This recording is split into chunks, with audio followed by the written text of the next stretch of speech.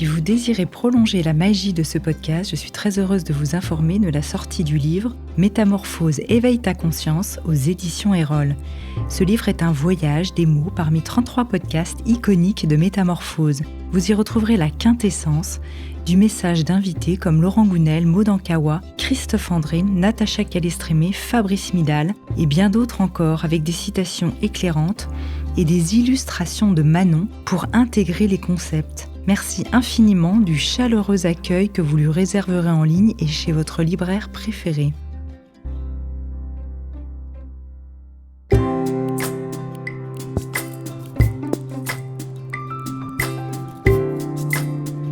Bonjour à toutes et à tous et bienvenue dans Graines de Métamorphose, le programme à destination de la nouvelle génération pour faire germer les consciences. Je suis Agathe Lévesque et chaque semaine, j'accueille à mon micro une personnalité inspirante qui vous donnera les clés pour grandir en bienveillance et en conscience. Graines de Métamorphose, le podcast qui fait germer la conscience. Quand la pandémie de Covid-19 nous a frappés, enfermant le monde entier chez soi pendant plusieurs mois, nous avons pour beaucoup réalisé plusieurs choses. 1. C'est crucial de dire à nos proches combien on les aime et d'être avec eux. 2. Faire du pain soi-même, c'est complexe. 3. La culture, c'est important pour être heureux. Et 4. Mais qu'est-ce que ça me manque d'être ailleurs que chez soi ? Alors je sais pas vous, mais moi depuis qu'on peut de nouveau bouger, je chéris vraiment cette possibilité, cette chance que l'on a de pouvoir partir plus ou moins loin à la découverte d'endroits inconnus. Voyager, découvrir, s'enrichir, rencontrer, c'est le fabuleux quotidien de mon invité du jour. Créateur du blog Votre Tour du Monde, ça fait 10 ans qu'il parcourt notre planète et qu'il en partage la beauté à sa communauté. Aujourd'hui, dans Graines de Métamorphose, il se pose pour nous parler des bienfaits du voyage et des nouvelles manières de l'aborder. Bonjour et bienvenue Bruno Maltor. Salut, enchanté. Enchanté Bruno, parce qu'on ne se connaissait pas avant et on vient de se rencontrer il y a 10 minutes. Ouais, je tiens à dire que j'ai pas fait de pain pendant le confinement. Est-ce que c'est éliminatoire ou c'est bon ? Non, okay. Pour être honnête, j'en ai pas fait non plus. Ça va alors. Mais c'est quand même un truc qu'on a beaucoup vu. Non, moi j'ai tenté d'autres trucs qu'il fallait pas tenter. Alors, après cette petite intro, on va commencer par le vif du sujet, mais en même temps un peu les racines de tout ça, de toi, de ton métier et de ton blog Votre Tour du Monde. Tout simplement, d'où vient cette passion du voyage et comment cette passion s'est imposée dans ta vie jusqu'à ce que tu en fasses ton métier ? Ouais, alors la passion du voyage, elle va paraître un peu cliché, etc., mais elle est 100% vraie. C'est que je viens d'un petit lieu-dit de 200 habitants en Haute-Loire, donc en Auvergne, là où j'ai grandi, meilleure région de France bien évidemment. Le mec est pas chauvin déjà. Et en fait, mes parents avaient affiché une immense carte du monde à côté de mon lit quand j'avais 4-5 ans. Et en fait, pour moi, c'était un peu une sorte de Avatar de Disneyland Paris. Ça n'existait pas vraiment. C'était quelque chose qui m'était juste pour que je puisse être inspiré dans mes rêves. Et en fait, j'ai appris tous les noms de toutes les capitales, de tous les pays du monde dès mon plus jeune âge. Je demandais à mes parents de me faire réciter le nom des capitales. Et en grandissant, je me suis rendu compte que tout ça, ça existait vraiment. Et c'est là que je me suis dit, en grandissant, ce serait quand même extraordinaire de pouvoir découvrir tous ces endroits que j'ai pu apprendre lors de ma jeunesse. Je pense sincèrement que ça vient de ça. Et après, du coup, j'ai grandi avec des reportages de Yann Arthus-Bertrand. J'ai grandi avec Antoine de Maximi sur J'irai dormir chez vous. Plein de trucs comme ça qui faisaient qu'attirer me donner plus de curiosité envers le monde entier, je dirais. Et donc, ça m'a donné l'envie de partir à l'aventure à mon tour. Et comment t'en es venu à en faire ton métier ? Parce que j'imagine que, par exemple, après le bac, t'as pas juste dit « Allez, ciao, bye, je me casse ». C'est ça. Et puis, en fait, je vais prendre des photos et des vidéos et je vais partager ça sur les réseaux sociaux qui, en plus, à ce moment-là, n'étaient pas encore ce qu'ils sont aujourd'hui. C'est important de le préciser. Donc, comment ça s'est imposé ? Ouais, donc moi, j'ai fait mes études, etc. Et pendant mes études, justement, je faisais des stages pour vivre à l'étranger, parce que je viens d'une famille plutôt classe moyenne, on va dire. Donc, j'avais pas forcément l'occasion de pouvoir dire à mes parents « Payez-moi un semestre aux États-Unis et merci pour tout ». Et j'aurais adoré pouvoir faire ça, mais c'était pas le cas. Mais donc, du coup, moi, je trouvais des stages à l'étranger pour pouvoir justement alimenter cette passion-là qui était en moi depuis de nombreuses années déjà. Donc j'avais fait un stage à Montréal, j'avais fait un stage à Shanghai, j'avais fait un stage en Allemagne, un échange universitaire à Lima au Pérou en alternance, donc ça me permettait de payer mon échange universitaire et tout. Et justement à Shanghai, on est en fin 2012, je me dis c'est quand même bête parce que je suis en train de vivre plein d'aventures, je fais quelques photos, je vis des moments forts, etc. Mais j'ai aucun vrai moyen de le partager. Parce qu'en fait, tu vois, typiquement en 2012, il n'y avait pas vraiment d'Instagram, il n'y avait pas évidemment de TikTok, enfin il y avait plein de réseaux qui n'existaient pas, ou en tout cas pas comme on les connaît aujourd'hui. Donc je me suis dit en 2012, je vais créer un blog voyage, et on verra bien où tout ça va m'amener. Bien entendu, il n'y avait aucune prétention d'en faire un métier. Mais c'est juste que après, au fil des années, ça s'est décanté. Et c'est comme ça qu'en 2014, je me suis mis à 100% sur mon métier de blogueur voyage et que mon blog, qui s'appelle donc Votre Tour du Monde, comme tu l'as très bien dit, en fait, c'est devenu mon métier à 100%. Et pour l'anecdote, je bossais chez TF1 à l'époque. J'étais en fin d'alternance et ils m'ont proposé un CDI. Et c'est là que je me suis dit, j'ai deux options. Soit je prends la sécurité, je fais plaisir à mes proches, à mes grands-parents, à mes parents qui pourront dire « Mon fils, il bosse chez TF1, c'est cool ». C'est ça. Soit je prends la passion et on verra bien où ça m'amènera. Donc j'ai pris la passion et ça m'a amené un peu partout en Europe, voire un peu plus loin, bien évidemment. T'as saisi l'opportunité, t'as pris le risque et au final ça a payé. Ouais, pour le coup c'était un risque à l'époque parce qu'en 2014, encore une fois, on était très très loin de l'univers d'aujourd'hui. Moi il y a un terme que j'aime pas du tout mais qu'on utilise assez souvent qui s'appelle influenceur. Ouais. On nous présente souvent comme ça. Moi je sais pas, c'est trop gourou, c'est trop négatif donc je l'apprécie pas. Mais ce terme-là, il est arrivé en 2017, 2018. Ouais, donc ça c'est montre, assez récent au final. Tu vois, exactement. Donc ça te montre que, bon, voilà, en fait, à l'époque, 2014, je disais à mes potes, les gars, j'ai refusé un CDI chez TF1 pour me mettre sur mon blog. Mes potes me disaient littéralement, t'es taré, en fait. Ouais, normal de se dire, mais attends, mec, genre là, c'est un peu ce qu'on te propose, c'est le goal de tout le monde. Ouais, voilà. Bien sûr. Et c'est vrai que ouais, c'est le risque. Et donc, tu as dit que ton blog s'appelait Votre Tour du Monde. Est-ce que tu peux expliquer pourquoi ce choix de nom ? Ouais, c'est juste que Votre Tour du Monde, ça a pour but d'impliquer les gens aussi qui ont la chance de vivre à l'étranger. Par exemple, moi, comme tu l'as compris, j'ai la chance d'avoir vécu dans plein d'endroits, j'ai la chance d'avoir visité plein de belles destinations de notre planète, mais pour autant, j'ai jamais, je sais pas moi, vécu à Tokyo par exemple. J'ai passé quelques jours à Tokyo, mais j'ai pas vécu à Tokyo. Et le terme Votre Tour du Monde, il a pour but justement d'impliquer tous les gens qui sont sur le blog et pourquoi pas de leur donner la parole. Donc si tu vas sur mon blog, tu verras qu'il y a des gens qui ont fait des articles sur vivre à Tokyo sans aucun doute, vivre en Afrique du Sud, vivre en Norvège, des choses que j'ai pas pu expérimenter. Mon blog, il est pas là juste pour que je raconte ma vie, mon œuvre, mes voyages. Il est là vraiment pour partager une passion commune autour de laquelle on se retrouve pour pas mal d'entre nous. Ouais, il y a un côté vraiment de transmission auquel tu tiens. Ouais. Est-ce que tu considères presque aujourd'hui que c'est une espèce de mission, sans être un terme ultra, genre ta sainte mission, mais que c'est quand même quelque chose qui est vraiment guide, que tu as de faire découvrir des endroits du monde, des gens, des nouvelles cultures et de partager, de transmettre ça ? Honnêtement, oui, parce que je trouve qu'on est... On est dans une époque où on a plus que jamais besoin de découvrir les autres cultures pour se rendre compte de la richesse de notre planète de façon générale, mais aussi pour se rendre compte qu'il y a des choses qui se passent dans notre planète qui ne devraient pas forcément se passer. Et je pars du principe que c'est en voyageant, pas forcément en voyageant très loin, mais en voyageant rien qu'en tour d'Europe, en train, ce genre de choses, qu'on peut se rendre compte de beaucoup de choses, justement. Et c'est grâce à mes voyages que je me rends compte de ça. Et c'est ce que vraiment j'essaye de transmettre aux gens sur les réseaux. Moi, clairement, sur mes différents contenus, je suis pas là pour me mettre en avant moi. Si tu vas sur mon compte Instagram, tu verras évidemment quelques photos en portrait de temps en temps, mais 90% je pense du contenu, c'est des photos du paysage où je serais peut-être loin dans le paysage, mais c'est juste pour montrer la grandeur justement de l'endroit qui est autour de moi, pour que les gens se situent à ma place.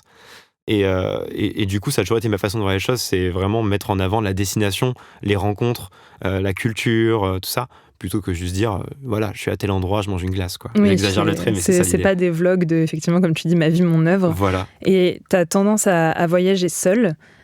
Pourquoi tu voyages seul et comment tu gères la solitude dans ces moments-là ? Alors, je voyage pas tout le temps seul. Ouais. Ça dépend. Souvent, quand même, je suis accompagné par exemple, un cadreur, etc. Mais quand je voyage seul, et pourquoi je le fais, c'est justement parce que ça te permet plus que jamais de te reconnecter avec ta personne. Parce que mine de rien, c'est un challenge de voyager seul. Tu sais, aujourd'hui, il y a plein de monde qui te font croire que c'est hyper simple, que les doigts dans le nez. Non, pas du tout. En vrai, voyager seul, ça peut être hyper stressant. Ça peut être hyper frustrant, ça peut être beaucoup de choses. Donc les voyages que je fais quand je voyage seul, c'est pour me reconnecter à moi-même et pour prendre le temps de, en fait, redécouvrir ma personne. Et juste, en fait, j'ai vraiment l'impression que toutes les fois où j'ai voyagé seul, ça m'a permis de prendre plusieurs, mois ou années de bouteilles d'expérience personnelle par rapport à la personne que j'étais. Donc c'est hyper intéressant.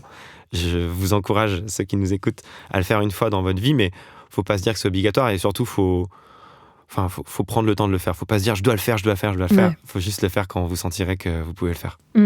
Et comment tu peux gérer, parce que comme tu dis, c'est pas facile de voyager seul.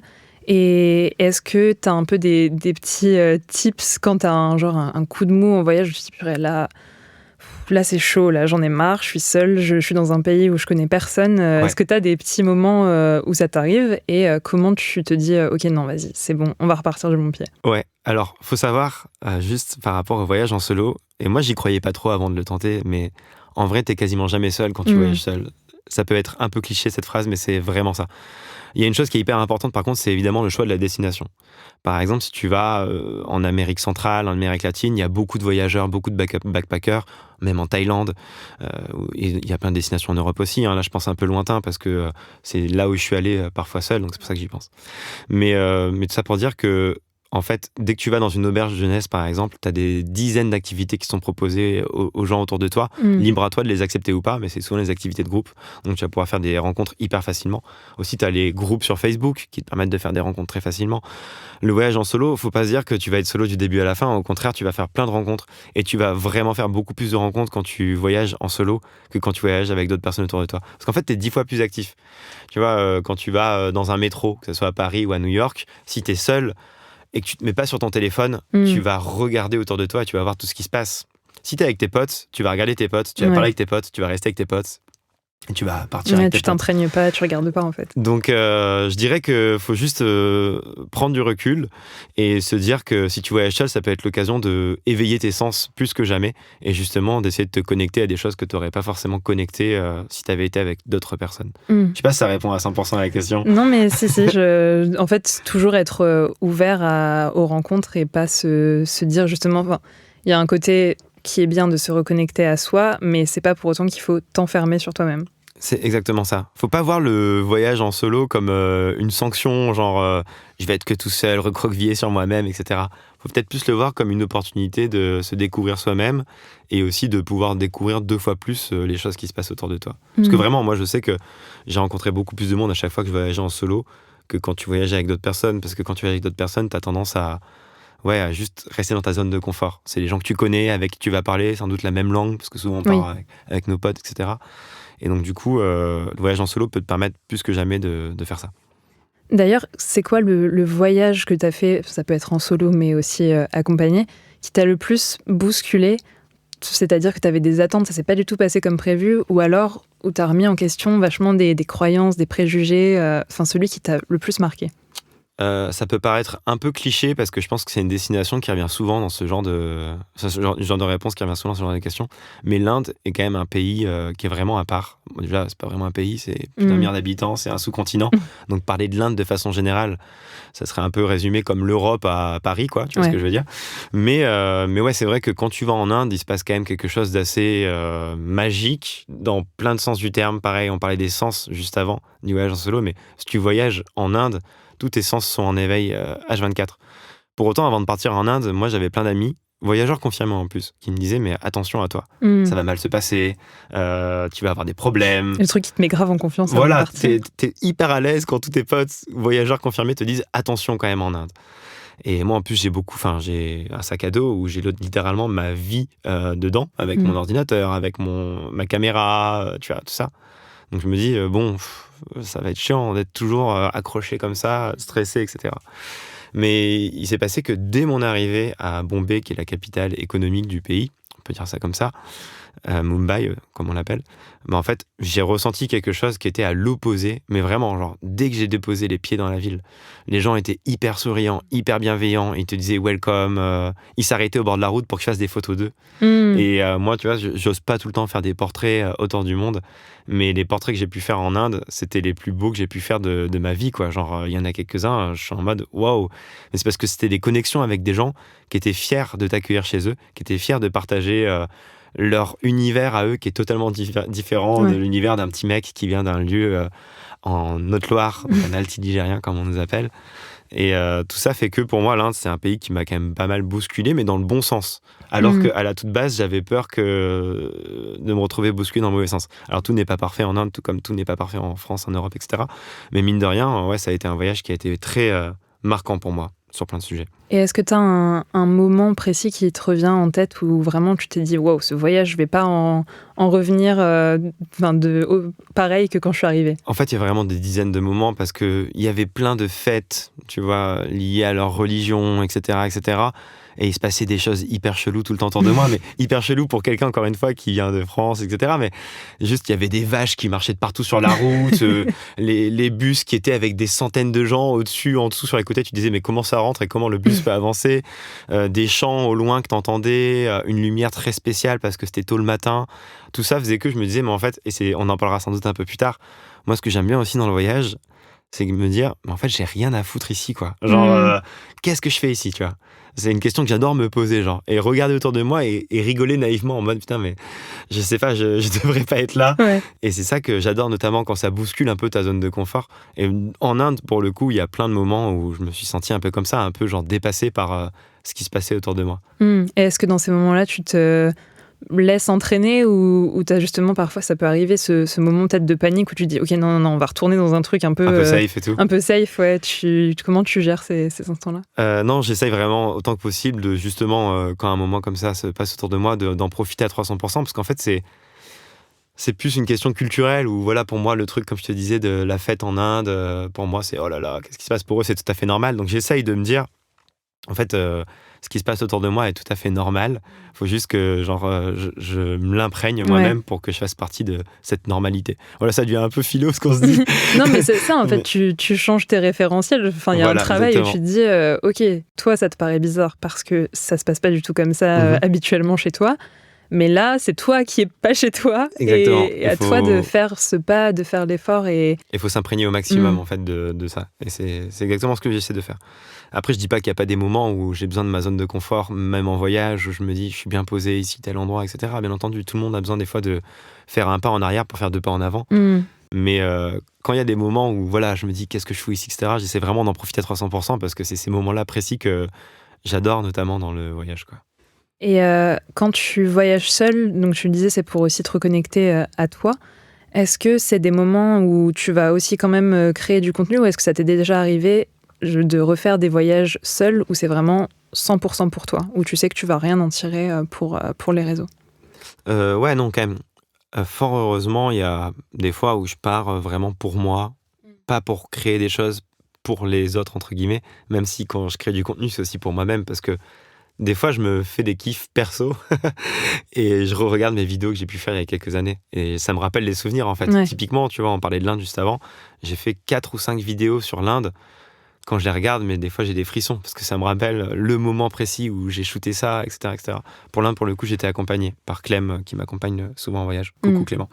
Et donc, du coup, l'idée, c'est que quand je pars seul, ça m'arrive de pas créer de contenu, mais si je le fais, si je crée pas le contenu, c'est vraiment pour me reconnecter à 400% avec moi-même, parce que mine de rien, j'ai un métier qui est extraordinaire, mais c'est vrai que quand t'es en voyage et que t'es là pour créer des vidéos, faire des photos, faire des stories, etc., mine de rien, t'es là pour partager ton aventure aux autres, mais ça te bloque un tout petit peu par rapport à une aventure que t'aurais vécue que pour toi, tu vois ce que je veux dire. Je dis pas que ça me bloque à fond, mais c'est vrai que c'est pas la même aventure. Quand je pars en voyage que pour moi, je vais pas me dire « Ah, là, c'est un bel endroit que j'aurais pu shooter de cette façon pour raconter telle histoire, etc. » C'est pas la même chose. Ouais, t'arrives à déconnecter dans ces moments-là pour vraiment en profiter pleinement et ne plus avoir cette facette qui est ton métier? Déconnecter entièrement, je pense que pas vraiment. Parce que quand t'es passionné par ce que tu fais, ce qui est mon cas, j'ai cette chance-là, en fait, t'es toujours un peu connecté à tout ça. Et même quand je pars seul en voyage, je vais quand même faire des photos, je vais quand même faire des petites stories de temps en temps, parce que c'est ce qui m'anime, en fait, que de partager tout ça. Mais je le fais juste quand même moins, quoi. Ouais. C'est ça. Et ce qui prend beaucoup d'énergie, c'est de créer des vidéos, notamment pour YouTube, qui durent 15-20 minutes, etc. Ça, faut vraiment bien réfléchir un petit peu à un script, sans bien entendu tout écrire en avance, parce que le voyage est fait de découvertes et des choses qui n'étaient pas prévues. Mais t'écris un petit peu quand même une histoire en amont sur qu'est-ce que tu veux raconter, combien il y a d'habitants dans cette région-là du monde, plein de choses comme ça. Parce que vraiment, encore une fois, moi, je suis pas là pour raconter... on a déjà dit un peu plus tôt, mais ma vie, mon œuvre, c'est pas du tout mon truc. Moi, je veux vraiment montrer à quoi ressemble une destination, etc. Si je parle, c'est pour partager un ressenti, mais c'est pas pour dire ouais, je fais ci ou ça. Du coup, c'est vrai que pour les vidéos YouTube, ça prend beaucoup plus de temps. Et ça, je le fais moins si je voyage en solo. Par contre, je ferai toujours de la photo, je ferai toujours quelques petits trucs, mais à un degré moindre, je dirais. Oui, parce que ça reste, comme tu disais, avant tout ta passion. Et donc, en fait, le fait de prendre des photos, de faire des vidéos, d'en faire un contenu, c'est simplement une manière de transmettre tout ça. Et aussi, tu le disais, de construire des souvenirs, en fait, comme en fait, on le fait tous quand on part en voyage, de prendre des photos. Ouais. Et où, effectivement, tu le raccroches à un moment et tu sais que dans ta tête, il y a beaucoup plus que ce qu'il y a sur la photo. Exactement, c'est ça. T'as fait le choix ces dernières années de vivre pendant plusieurs mois dans des villes différentes. Exact. Pourquoi ? Question simple. Et efficace. Pourquoi ? Parce que visiter une ville, c'est vraiment pas la même chose que d'y vivre. Et je vais prendre l'exemple d'une ville que j'adore, j'en suis amoureux, et j'y étais il y a pas si longtemps d'ailleurs en train. Jusque là-bas, c'était Prague. Prague, c'est vraiment deux expériences totalement différentes. Quand tu vas à Prague en tant que touriste, tu vas rester dans l'hyper centre-ville, tu vas aller sur le pont Charles, tu vas faire des trucs comme ça. C'est trop cool. Mais quand tu habites à Prague, c'est pas du tout la même expérience. Tu vas vivre dans des quartiers qui sont pas du tout en plein centre-ville, tu vas vivre un peu plus loin, peut-être à Letna, à Žižkov, des quartiers comme ça, des noms de quartiers qui vous disent rien mais qui sont trop cool. Et en fait, le fait de pouvoir vivre, d'avoir cette chance de pouvoir travailler d'où je veux et de pouvoir vivre justement dans des villes que j'adore en tant que touriste, ça me permet de pouvoir les découvrir autrement et de tout simplement pouvoir les vivre en fait. Donc c'est vrai que moi j'ai toujours surtout vécu en Europe parce que sans être chauvin, je trouve qu'on a quand même le plus beau continent au monde sur plein de critères différents. Mais j'ai vécu à Prague, j'ai vécu à Budapest, j'ai vécu bien évidemment en France, etc. Mais aussi à Lisbonne par exemple. Et à chaque fois, ça a été l'occasion de vraiment pouvoir m'imprégner à 300% de la destination et pas juste y passer sans trop me souvenir quelques jours plus tard de ce que j'ai vu, quoi. Donc juste de pouvoir vivre quelque part, c'est l'opportunité de pouvoir expérimenter la destination à 300%. Et j'encourage tous les gens qui peuvent le faire, parce que mine de rien, le Covid a eu plein d'aspects négatifs, mais a eu un petit peu de positif sur le fait qu'on se rend compte qu'on n'a pas besoin d'être dans une tour à Paris ou je ne sais où pour faire notre taf. Il y a de plus en plus de gens qui peuvent faire du télétravail, et ça peut dire qu'ils peuvent très bien aller à, je sais pas, même à Marseille. Enfin, on parle même de rester, pourquoi pas, en France, mais juste de pouvoir partir dans un pays proche, en Europe, etc. Profitez-en et faites-le, parce que c'est une expérience qui est extraordinaire. Moi, mes plus belles expériences, c'est quand je vivais à l'étranger.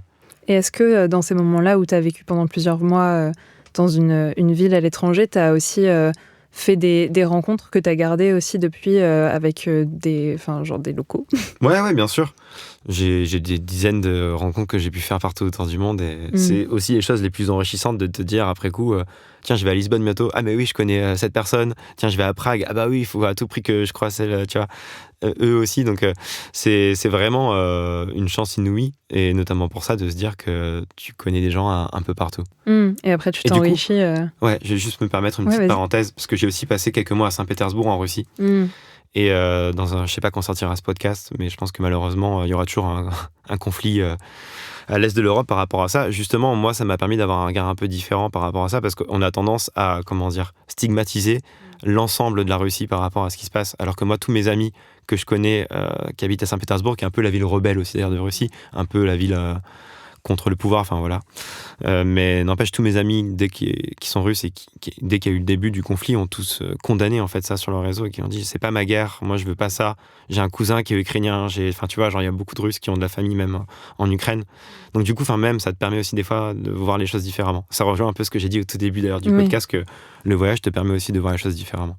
Oui, de vraiment aller creuser et de pas juste rester sur les clichés qu'on peut avoir d'un pays ou d'une population, d'une culture, et vraiment te dire, dans les faits, ça se passe comme ça. Voilà, c'est pas parce qu'il y a une personne qui veut à tout prix montrer qu'elle a un gros zizi que tout un pays doit être associé à ça. Stigmatisé pour ça. C'est dit et ce sera entendu. J'espère pas par lui, parce que sinon je vais me retrouver au goulag, mais... Il y a des gens qui vont venir toquer à la porte de ton appart dans 3 semaines, tu sais. Tu parlais du Covid un peu plus tôt. On sait le coup d'arrêt que ça a mis au voyage, et notamment aux voyages internationaux, mais de voyages de toutes sortes, vu qu'on ne pouvait pas sortir de chez nous simplement. Ouais. Comment tu as vécu cette période, et qu'est-ce que tu en as retiré au niveau de toi et de ta manière de voyager ? Ça a été effectivement compliqué, parce qu'il faut se dire, justement, je revenais plus ou moins d'Inde à ce moment-là. Un voyage hyper marquant, hyper cool. Et d'ailleurs, je me rappelle qu'à l'époque, pour l'anecdote, en Inde, on visitait des parcs nationaux pour essayer de voir des tigres, pas du tout des zoos, je vous rassure, des vrais parcs nationaux. Et justement, d'ailleurs, je les ai pas vus, parce que c'est tellement grand et les tigres font leur vie que je les ai pas vus, alors que j'ai tout donné. Mais malheureusement, ils dormaient, j'imagine. On nous faisait signer des papiers à l'époque pour nous dire est-ce que vous êtes allé en Chine il n'y a pas longtemps et tout et tout. Et en fait, on n'en parlait pas encore du tout du Covid quand on était en Inde, en Europe, on n'en parlait pas du tout. On disait mais c'est quoi cette histoire? Les mecs ils sont tarés. Franchement, ils se prennent la tête pour rien. Oh là là, les Indiens, n'importe quoi, tu vois, genre vraiment. Ouais. On est rentré, bim, 2 semaines après, on commençait à comprendre que c'était la merde en fait. Ouais. Donc c'était juste moins con que nous. Et attends, c'était quoi déjà la question? L'anecdote. C'était comment t'as vécu le confinement et qu'est-ce que t'en as retiré? Donc je suis rentré d'Inde et effectivement il y a eu ce gros coup d'arrêt qui m'a évidemment moi privé de mes ailes parce que ça fait des années que je parcours notre belle planète et du coup on me dit du jour au lendemain en fait tu vas devoir rester chez toi pendant un temps indéterminé. Donc je vais pas mentir, le début a été très dur parce que déjà j'avais plein de projets qui partaient en fumée sur lesquels j'avais mis beaucoup d'énergie, donc c'est toujours un peu compliqué, mais là en vrai c'était pas ça le problème, c'était que les gens savaient pas trop où on allait. Des gens de ma famille qui sont dans le domaine médical, donc j'avais un peu peur aussi pour eux, avant toute chose. Mais au fil du temps, en fait, ça m'a permis de prendre du recul un petit peu sur tout ce que je faisais. Ça m'a permis de faire des projets assez cool, comme un jeu de société qui s'appelle Votre Tour du Monde, très original, comme le nom de mon blog. Mais voilà, ça m'a permis de faire des projets que j'aurais jamais eu le temps de faire si j'avais pas eu ce temps d'arrêt, tu vois, généralisé. Donc avec du recul, je me dis que c'était assez cool. Et j'en garde un plutôt bon souvenir, du tout premier confinement en tout cas. Après, ça a été un peu long. Pas des confinements bizarres et des restrictions. Le 43e était un peu long celui-là. Mais non, c'était un peu ça. Au final, avec du recul, je me dis que c'était intéressant de pouvoir prendre un temps d'arrêt, notamment par rapport à mon activité, et me demander où est-ce que j'ai envie d'aller, qu'est-ce que je peux créer comme contenu pour essayer de bien faire les choses par la suite. Et après le premier confinement, tu as décidé du coup de lancer une espèce de votre tour de France, si on peut dire ça comme ça. C'est quoi la plus belle découverte que tu as faite dans l'Hexagone? Est-ce que tu peux un peu raconter? En fait, ça va être très compliqué de choisir une seule découverte parce que je tiens à le dire, et c'est pour le coup pas par chauvinisme que je vais le dire, mais quand je vois la superficie de la France et quand je vois tout ce qu'on a en France, genre c'est un truc de fou. Mer Méditerranée, Océan Atlantique, les différentes chaînes de montagnes, la culture qui va être très différente si tu vas à Strasbourg, que si tu vas à Brest, que si tu vas à Ajaccio, j'en sais rien. Ça pour dire que la France, c'est un terrain de jeu déjà qui est extraordinaire. Et effectivement, même si je l'avais déjà beaucoup exploré avant le Covid, j'avais déjà fait plein de vidéos à Saint-Malo, à Montpellier, j'en passe. Mine de rien, je me suis dit, là, on va essayer de mettre en avant la beauté de notre pays sur les prochains mois. Donc, un seul truc qui est vraiment marquant, ça va être compliqué de le trouver. Mais il y a plein d'endroits extraordinaires. Je pense par exemple à toutes les randonnées que tu peux faire en Corse, parce que la Corse, on la résume souvent aux plages. Mais moi, en vrai, la Corse, j'y suis surtout allé pour grimper, faire des randos, et j'ai pris des claques sur claques, là, avec des capitellos, comme ils disent capitelles. Et déjà, en Corse, on a vraiment un bijou, un joyau qui est splendide, qu'on peut faire hors saison, c'est extraordinaire. Moi, je suis auvergnat, donc évidemment, j'aurais tendance à parler aussi de l'Auvergne. Mais tout ça pour dire que c'est un peu compliqué de sortir un seul truc, parce qu'en fait, on a tout en France, et c'est ça qui fait que c'est très compliqué pour moi. Autant il y a des pays où je te dirais, bon, il y a ça, que j'ai trouvé ça magnifique, etc. Autant là, on a tellement de belles choses que, waouh, trouver un seul truc. Ouais, et au final, c'est là que je te rends compte que pour partir à la découverte de nouveaux endroits ou à l'aventure, il n'y a pas besoin de partir trop très loin. Quoi. Ouais. Exactement. Même des fois dans sa propre région, tu peux juste te pencher 3 minutes sur une carte et presque faire ce truc qu'on fait souvent avec une carte du monde, mais le faire dans ta région. C'est-à-dire tu poses ton doigt quelque part, c'est ça. Tu balances une fléchette et c'est parti. C'est ça. Mais tu vois, typiquement, ça me fait penser à ça, c'est que il n'y a pas si longtemps, j'ai fait une vidéo sur un endroit qui est extraordinaire, qui s'appelle le Palais idéal du facteur cheval, qui est dans la Drôme. Et en fait, c'est un facteur qui s'appelle Facteur Cheval, qui a construit de lui-même, pendant plus de 30 ans de sa vie, un palais. Mais vraiment seul. Et l'endroit est fou, il est au fin fond de la Drôme. Et j'ai fait cette vidéo, j'ai sorti, il y a plein de gens qui m'ont dit, bon écoute, j'étais jamais allé là-bas, j'habite à 1 heure, mais là c'est sûr, j'y vais quoi. Et donc c'est ça que j'adore aussi, c'est que du coup tu te dis, ok, trop bien, t'as fait motiver des gens à aller partir découvrir des endroits pas si loin de chez eux. Et ça, c'est hyper cool. Donc oui, vers chez nous, parfois on se rend pas compte, mais à 1 heure de voiture, de train, de moonwalk, on peut trouver des trucs très cool. Ça peut être long, 1 heure de moonwalk, ceci dit. Si vous avez les skills de Michael Jackson, c'est vrai que tu n'iras pas très loin. Pour poursuivre juste sur cette idée de voyager pas très loin ou de voyager autrement, il y a eu, donc depuis le Covid notamment, mais depuis aussi plusieurs années, une un peu nouvelle manière d'aborder le voyage. Toi, tu prônes autant que possible le slow travel. Qu'est-ce que c'est ? Est-ce que tu peux nous expliquer ? En fait, Je sais pas si c'est uniquement le slow travel que je prône, mais c'est juste le fait de se dire essayons, et attention, hein, je le dis tout de suite, je vais casser le truc, je prends encore l'avion aujourd'hui. La preuve, je reviens d'un périple aux États-Unis où je suis allé évidemment pour le coup en avion, mais l'idée c'est de me dire que essayons de prendre le temps, et notamment typiquement en France et en Europe, de rester au sol le plus possible pour vivre des expériences différentes lors de nos voyages. Parce que typiquement en France et en Europe, tu as le retour du train de nuit. Il commence à revenir de plus en plus, et il y en aura d'ailleurs de plus en plus, ce qui est hyper cool. Moi, j'ai déjà eu la chance de faire un Berlin-Paris en train de nuit. J'ai déjà eu la chance de faire du Paris-Vienne en train de nuit, même en France, Paris-Briançon. Et en fait, à chaque fois, ce que j'adore avec ça, c'est que ça te permet de prendre le temps. Et j'aime beaucoup cette phrase. C'est juste, tu vois la chose différemment. C'est pas, tu prends 2 heures, tu vas à l'aéroport 2 heures en avance, c'est galère, etc. Tu prends un avion pendant 2 heures, t'arrives pas dans le centre-ville. C'est un peu galère aussi, encore une fois, pour t'attends juste d'être à t'organiser. destination, y a pas de... Voilà. tu profites pas de ces moments-là, Point c'est A, juste de point B, l'attente. tu vois rien. Tu vois peut-être un pic de montagne à un moment, etc. Et je dis pas que j'aime pas prendre l'avion, des fois ça me donne un sentiment quand même qui est extraordinaire de te dire que c'est fou de pouvoir le faire. Mais c'est juste qu'aujourd'hui, j'essaye de le prendre le moins possible, et typiquement de faire un Paris-Vienne en train de nuit pour ensuite aller en Tchéquie en train aussi, et ça c'est cool comme expérience. Donc je trouve que ça permet de se reconnecter à d'autres façons de voyager, et peut-être pas d'être dans le consumérisme uniquement. Et je pense honnêtement ne jamais l'avoir été dans tous les cas. Enfin, encore une fois, tous mes contenus, j'essaie vraiment de les mettre, de les réaliser pour mettre en avant les cultures, les destinations, les rencontres que je vais faire. Mais en tout cas, de se dire qu'on n'a pas forcément besoin de prendre que de l'avion, etc. pour kiffer, qu'on peut bien prendre un train de nuit, qu'on peut prendre d'autres moyens de transport pour prendre le temps, prendre le temps. Ceci étant dit, encore une fois, attention, je dis pas que je prendrai plus jamais l'avion. Mon meilleur ami habite à New York, par exemple, il est papa depuis peu, je suis parrain. Honnêtement, je sais que je vais aller à New York dans les années à venir, et que c'est encore compliqué d'y aller autrement qu'en avion. Mais pourquoi pas essayer une fois d'ailleurs un de ces 4 de le faire en bateau. Honnêtement, ouais, je pense que je le ferai bientôt. Mais c'est ça aussi, c'est que après, c'est toute la philosophie de se dire parfois le voyage, c'est le voyage en lui-même et pas forcément arriver à destination, cette phrase qu'on a déjà tous entendue. Exact, qu'on a mis en caption Instagram sur une belle photo. Mais sans le vécu là. C'est ça. Mais ouais, c'est exactement ça. Genre, moi je sais que j'ai eu la chance de faire 5 fois plus ou moins le tour d'Europe en train, mais j'ai des souvenirs extraordinaires de ces voyages-là. Et c'est d'ailleurs souvent dans les plus grosses galères qu'on a les meilleurs souvenirs. Tu vois, des fois, j'étais au fin fond de la Bulgarie, dans un train vraiment pas ouf, pendant 10 heures à l'arrêt, de nuit, il y a des gens bizarres qui passent à côté, t'as toutes tes affaires, t'es en mode « Oh, j'ai pas Et là, vraiment, dormir. » tu te dis « Qu'est-ce que je fais là ?» C'est ça, qu'est-ce que je fais ici ? Mais n'empêche, mine de rien, c'est des souvenirs, quelques semaines après, t'en rigoles, et c'est ça que tu raconteras à tes potes, en fait. C'est pas forcément juste dire « Ouais, c'était beau, tu vois. » Ouais, c'était sympa, c'était joli. C'était le périple en lui-même qui était extraordinaire. Alors, on arrive bientôt à la fin de ce podcast. Je voulais juste te poser une petite question parce que habituellement, je reçois des personnes qui ont écrit des livres. Toi, tu n'en as pas fait. Tu as fait un jeu de société et tu n'en as pas fait sous prétexte, on va dire. Enfin, tu dis que tu n'as pas grand-chose à raconter. Mais comment on peut voyager depuis 10 ans et dire qu'on n'a pas grand-chose à raconter ? C'est vrai que c'est une bonne question.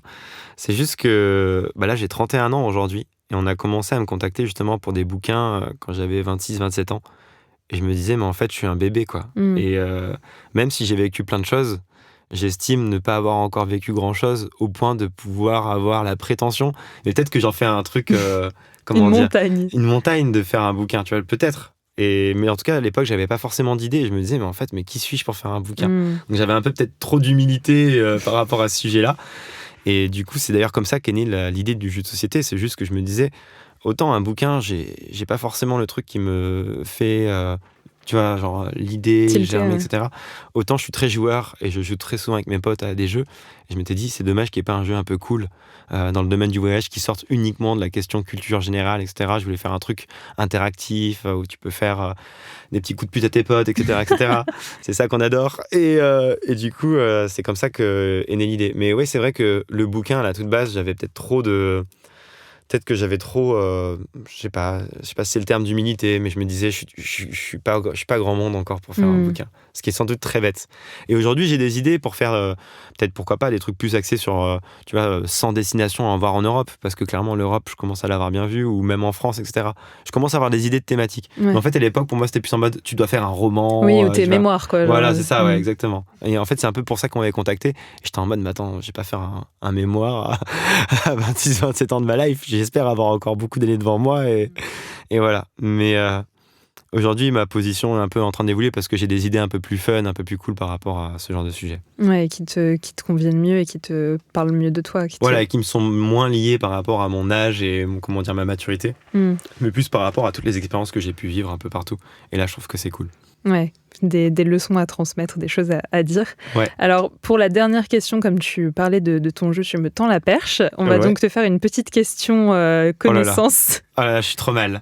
Non, ça devrait aller, franchement. C'est la première qui m'est venue et je me suis dit, en vrai, quand tu connais, ça doit se faire.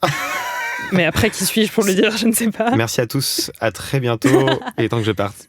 Alors, la question à 10 000 de cette fin de podcast est: quel est le plus long fleuve d'Europe? D'Europe? Le Danube? Ah, pas loin, c'est le deuxième. Ah là là là là, je me suis fait avoir, j'y suis allé trop vite. Ah là là. Alors, je sais que le seul fleuve sauvage d'Europe, c'est la Loire. Ce qui n'a rien à voir. Encore. Ce qui n'a rien à voir. Ah bah, ouais, c'est vrai qu'elle y passe. Mais alors, le Danube, ça me paraissait assez évident parce qu'il y avait Prague et tout, et il est quand même immense ce fleuve.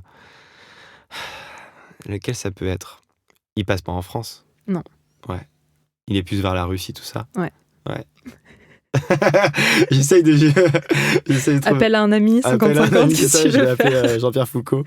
Là, j'avais vraiment le Danube. Mais, c'est la Volga. La Volga, ouais, bien sûr. Voilà. Et ben écoute, tu repartiras avec... Après, attention, Volga, est-ce que c'est Europe elle part de où à où? Elle passe... Tu m'en demandes beaucoup trop. C'est moi qui pose les questions. C'est ça, arrête. Non, c'était mon idée. Merci. C'est pas la tienne. C'est ça. Non, mais ouais. Donc, écoute, Volga, ouais, mais il me semble qu'elle est en bonne partie en Russie. Donc, c'est pour ça que spontanément, j'étais plus sur de... Sans vouloir me justifier. C'est vrai que le Danube me paraissait... parce que vraiment, il passe de partout. C'est le deuxième et ça se joue à vraiment pas grand-chose. Okay. Donc, j'accepte aussi le Danube. Je suis mauvais, mais je suis pas trop mauvais. Ton honneur est sauf. Merci Bruno d'être venu dans Graines de Métamorphose pour partager ta passion du voyage. Pour ceux et celles qui voudraient découvrir et suivre ton travail, on peut te retrouver sur YouTube, Instagram, Facebook, LinkedIn, TikTok et Twitter en tapant Bruno Maltor, exact. Plus ou moins, et sur ton blog votretourdumonde.com. À bientôt, et pour, si je peux me permettre de citer ta fameuse phrase de fin de vidéo, n'oubliez pas de voyager. Yes, merci beaucoup, à bientôt. Merci d'avoir écouté cet épisode. S'il vous a plu, n'hésitez pas à aller vous abonner directement au podcast sur votre plateforme d'écoute préférée. Il vous suffit de taper Graines de Métamorphose dans la barre de recherche pour le retrouver. Vous pouvez aussi nous suivre et découvrir les actualités du podcast sur notre Instagram @Graines de Métamorphose. On se retrouve la semaine prochaine, même jour, même heure. Et en attendant, c'est Anne et ses invités qui vont vous nourrir avec des épisodes de Métamorphose, le podcast qui éveille la conscience. Graines de Métamorphose, le podcast qui fait germer la conscience.